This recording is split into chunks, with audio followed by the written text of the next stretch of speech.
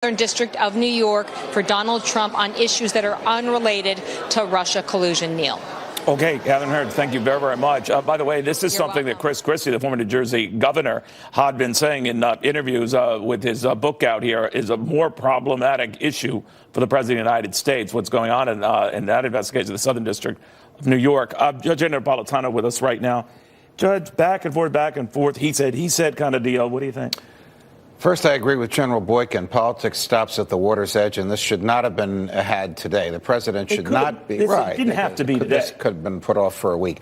The Congress actually helped Michael Cohen get his sentencing reporting date, his jail reporting date, delayed by 2 months. He's got another 2 months in which they could have had this. The president doesn't need this monkey on his back while he's negotiating with Kim Jong-un. However, as to what Michael Cohen said, you know, the government doesn't always get to pick its witnesses. Often the people who testify on behalf of the government are as morally bad as the people the government is prosecuting. All right, so Michael Cohen lied and admitted to it and now says, I'm now telling the truth. But he's that kind of a monster, Mr. President. Why'd you keep him around for 10 years? Yeah. But he paints a potentially grave picture for the president.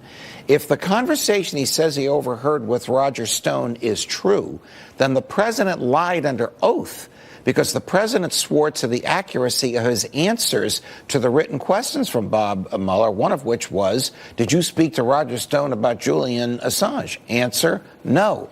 If what Michael Cohen says is true, that the president knew about the meeting with the Russians in Trump Tower in June of 2016, then he lied under oath because he told Bob Mueller he didn't know about it. But you'd have to prove. Right, you'd have to prove it. One word against another. Correct. In one case, though, there is corroborating evidence, and that is the payments by Donald Trump, signed while he was president, to Michael Cohen, showing a debt from the president to Michael Cohen. The president swore in his financial statements filed with the Department of the Treasury he didn't have any debts with Michael Cohen. And 2 months after he swore to the accuracy of that, he starts writing checks of $35,000 a month to Michael Cohen. That extends the conspiracy to defraud the FEC, the Federal Election Commission, of accurate campaign information into the president's presidency. So, if Cohen is being truthful, and if the government can corroborate what he said today, there's at least 4 potential felonies of which he has accused the president of the United States.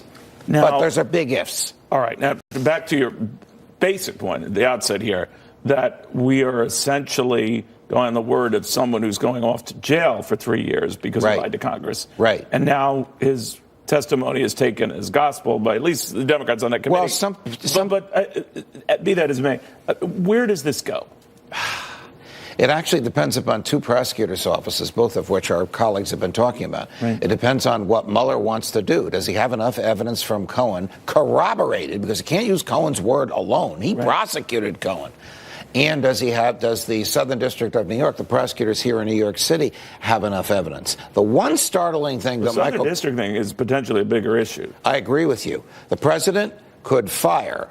The attorney general could shut down Bob Mueller tomorrow. Neither of them can shut down the prosecutors in the Southern District. And they are not political prosecutors.